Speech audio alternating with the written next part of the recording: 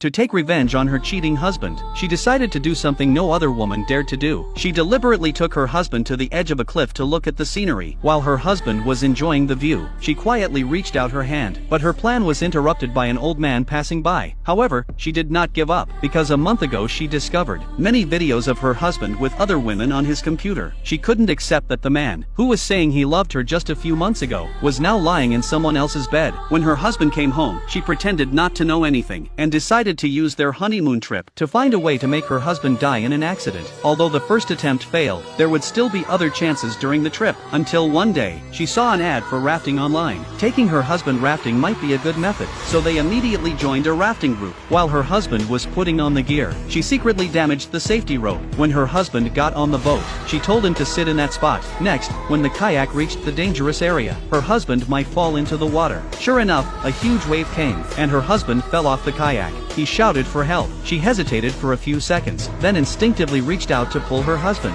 But the huge wave dragged her into the water too. The river carried her into a deep area. She thought it was the end for her, but her husband actually dove into the water and saved her. After this, she believed that her husband still loved her. But the next day, as they were getting ready for a forest hike, a woman suddenly called out to her husband. Seeing the nervous expression on his face, she thought this woman was his lover, but she didn't expose him. Her husband introduced her as a former colleague, but the woman said her name and gave her a hug. She pretended not to care. When the atmosphere became awkward, her husband pulled her away. At that moment, another man appeared. The woman introduced him as her boyfriend. Her husband's expression completely changed, but he still pretended to stay calm and greeted him. And so, the group went hiking together. Along the way, the woman deliberately flirted with her husband. Soon they reached a lakeside, and the woman said she wanted to swim, purposely inviting her husband to avoid the awkwardness. Her husband said he was going to relieve himself nearby, but his eyes kept staring at Lisa. As a result, he slipped and fell off the slope.